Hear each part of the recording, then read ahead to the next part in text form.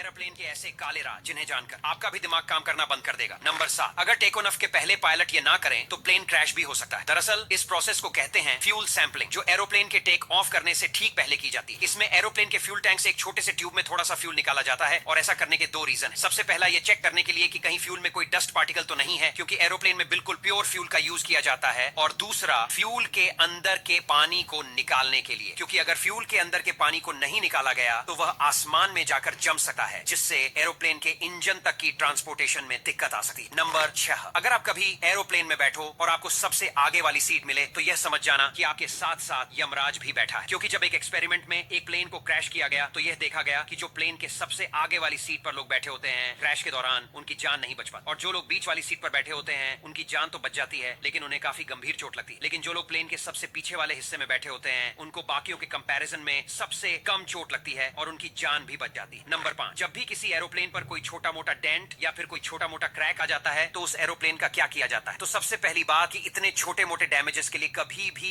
एक एरोप्लेन को उड़ने से रोका नहीं जाता, लेकिन इनको इग्नोर भी नहीं किया जाता। तो आखिर इनका होता क्या है, चलो बताता हूं। दरअसल फ्लाइट से पहले इन हल्की फुल्की डैमेजेस को टेम्परेरी रिपेयर करने के लिए इनके ऊपर एक टेप लगा दी जाती है ताकि डैमेज और भी ज्यादा ना बढ़ सके। लेकिन ये टेप कोई नॉर्मल टेप नहीं होती, बल्कि यह एल्यूमिनियम से बनी एक स्पेशल टेप होती है जिसे सिर्फ एरोप्लेन के लिए यूज किया जाता है, जो कि एरोप्लेन की बॉडी के साथ बहुत ही टाइटली चिपक जाती है और हाई एल्टीट्यूड पे इस पर प्रेशर का भी कोई इफेक्ट नहीं पड़ता। लेकिन अगर प्लेन में ज्यादा डैमेज हो तो यह भी किसी काम का नहीं। नंबर 4, जब कोई पैसेंजर एरोप्लेन में बैठकर यात्रा कर रहा होता है तो उसको बाहर कोई भी एरोप्लेन उड़ता हुआ नहीं दिखाई देता। लेकिन आखिर ऐसा क्यों होता है? तो देखिए, वैसे तो सभी एयरप्लेन के पास से दूसरे प्लेन गुजरते रहते हैं, लेकिन सभी प्लेन अलग ऊंचाई और अलग दिशाओं में उड़ते हैं। और अगर ऐसे में आपके प्लेन के पास से कोई प्लेन उड़ता हुआ चला भी जाए तो वो आपको इसलिए नहीं दिखाई देता क्योंकि एक नॉर्मल पैसेंजर प्लेन की स्पीड 800 से 900 किमी प्रति घंटा होती है, जो कुछ ही सेकंड में आपके पास से गुजर जाता है। नंबर 3, जब एक प्लेन रोजाना ट्रैवल करता है तो उसकी साफ सफाई का पूरा ध्यान रखा जाता है। लेकिन क्या आप जानते हैं कि जब कोई प्लेन उड़ने लायक नहीं रहता और रिटायर हो जाता है तो ऐसे में उस प्लेन का क्या किया जाता है? क्या उसको ऐसे ही पड़ा छोड़ देते हैं? तो देखिए, हर पैसेंजर प्लेन लगभग 25 साल तक यात्रियों को ट्रैवल करता है और 25 साल बाद ये रिटायर हो जाता है तो इनको एयरप्लेन यार्ड में ले जाया जाता है और वहां पर इनके पार्ट जैसे कि इंजन, इलेक्ट्रॉनिक आइटम और जीपीएस वगैरह निकाल लिए जाते हैं। लेकिन अमेरिका में ऐसा नहीं किया जाता। वहां पर रिटायर हुए प्लेन को समंदर में फेंक देते हैं, जिससे समंदर के अंदर कुछ ऐसे नजारे बन जाते हैं जिसे देखने के लिए विदेश से लोग आते हैं और अमेरिका की खूब कमाई होती है। नंबर 2, इसीलिए एरोप्लेन की विंडो राउंड होती है ना, कि square, rectangle, triangle, pentagon, hexagon, octagon, हर ही मोरी मैया। क्योंकि वैसे तो अगर तुम किसी खिड़की के बारे में सोचोगे तो तुम्हारे दिमाग में स्क्वायर या रेक्टेंगल शेप की खिड़की आएगी, पर एरोप्लेन ने बोला मेरी वाली अलग है खिड़की। क्योंकि भाई पहले शुरुआत में तो एरोप्लेन में भी स्क्वायर विंडोज होती थी, पर इसकी वजह से एरोप्लेन क्रैश बहुत ज्यादा होते थे, क्योंकि एरोप्लेन के हवा में जाने के बाद